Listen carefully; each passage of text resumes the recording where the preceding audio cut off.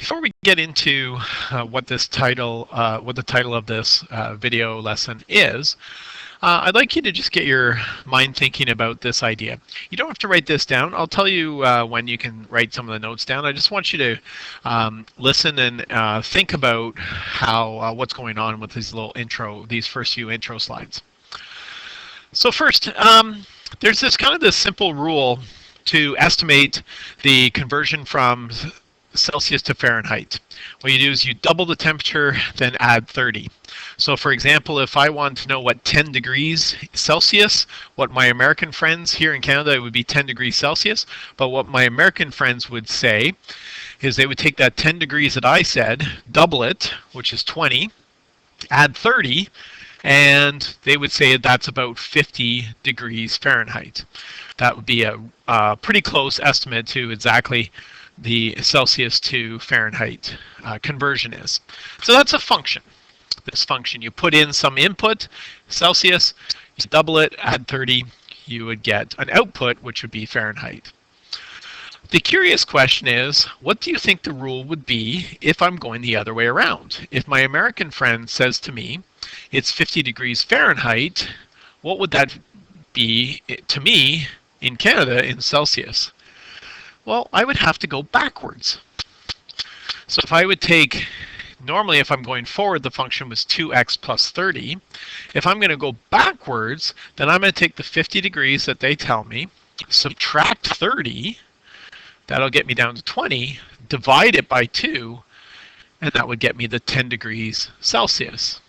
So I would have to work everything in backwards to figure out from Fahrenheit to Celsius. Subtract 30, then divide by 2. That's the simple rule going backwards.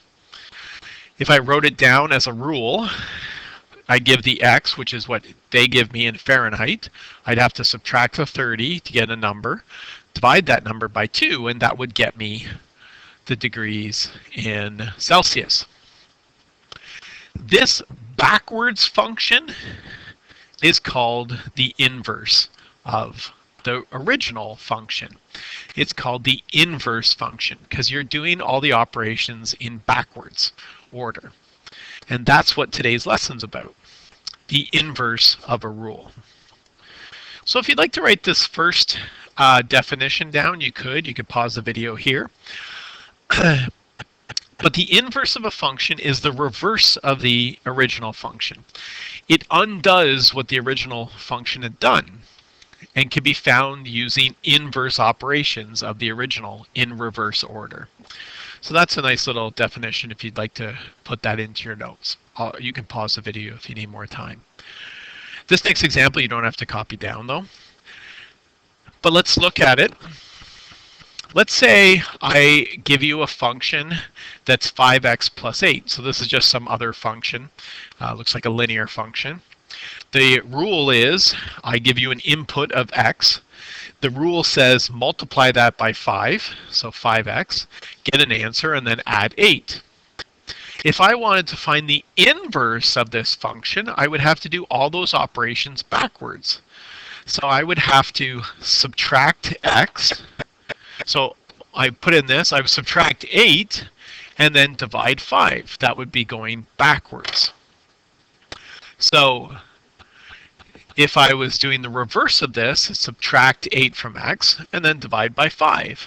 And I would get this rule as the inverse of the original rule. So we call this the inverse function, and the notation looks a little bit different. It's this f at -1 of x. This is the notation that we have that represents the inverse function. So it's similar to the f function, but it's backwards, so it's the inverse. We read it as f at -1 of x.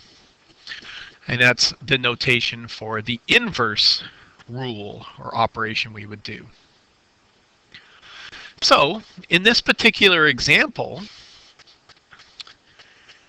if I was to substitute 2 into the original function, what would I get? So let's go here and let's put an input of 2 into this function. So the original function says take your input, multiply it by 5, and then add 8. So that's going to be 10 plus 8 is 18.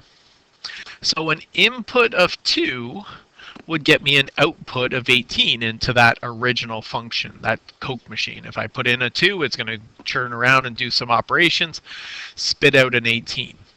So a coordinate point on this graph would be 2 and 18. Now, my input was 2, my output was 18. What if I turn around and now take this 18 and put it into the inverse? So what would happen if I put 18 into the inverse function? So if I took an output of 18 and put it into this one, well, my thing would say 18 minus 8, get an answer and divide it by 5. So 18 minus 8 is 10, divided by 5, and of course I would get 2.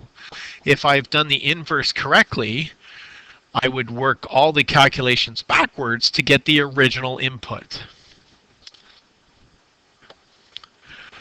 So f negative 1, the inverse of 18, must be 2. And a coordinate point on the inverse now is 18, 2. Because if you take an input of 18 and put it into the inverse, it's going to do the backwards operation and spit out an answer of 2, which is what you put in originally into the original function.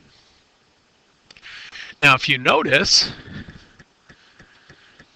the point on the point on the original compared to the point on the inverse are backwards. The x and the y are interchanged, which kind of makes sense because if you put a 2 into the original function and get an 18, then if you take that 18 and put it into the inverse, make it the input, your output is going to be 2. And the inverse points are all interchanged x's and y's. So this is key little ideas. You don't have to write this down. This is just to make sure we understand these first few slides. The inverse of the function is found by interchanging the x's and y's. So you can find them by doing the reverse order. Or if I give you an xy, you know the inverse will be simply yx. You switch them. The symbol we use is f to the negative 1. If you're thinking back to exponent rules, don't think of that. This is not an exponent rule. It's not the exponent rule with a negative exponent. This is just a notation on the f function. Remember, the f is not a variable. It's f for function. So this is not that. But the way we read it is f at negative 1 of x. And since the domain of f spits out a range of f at negative 1 and vice versa. So all your domains and ranges also get switched from the function to the inverse because your x's and y's are all getting switched. And this last line about the inverse functions are reflections of each other on the line y equals x. I'm going to demonstrate that with an example in a moment. But let's just make sure we understand this idea of the inverse being the switches of the x and the y's. So if I had some function, original function, that had these three outputs, or these three coordinates. I put in a negative 3, I get a 4. I put in a 0, I get a 7. I put in a 2, I get a 9. That's the forward motion of the function. If I'm doing the inverse, then all of these would be backwards. In the inverse, I would put in a 4 and I would get negative 3. The x and the y would switch. The 0, 7 becomes 7, 0 on the inverse. And 2, 9, you guessed it, becomes 9, 2 on the inverse because the x's and y's all switch. And we end up with this concept of the inverse being the opposite, the inverse operations of the original. Okay, so those slides were just to get you in the right frame of mind. You might have written down the definition. You didn't necessarily have to write this down. But this example, I would strongly encourage you to write down. So this could come after your definition of the inverse. And I'll let you, if you want, to pause the video now to copy this down.